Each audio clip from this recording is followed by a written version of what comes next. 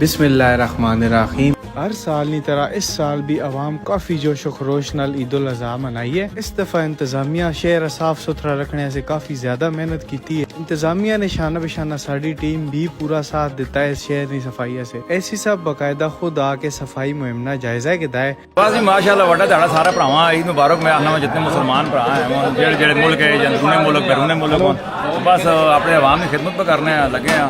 इसी दौरान असा गोश्त की तकसीम का काम भी शुरू किया है। साड़ी गोश्त की तकसीम उन्होंने घरों ते आई जेड़े सफेद पोश हों या कुर्बानी नहीं कर सकने।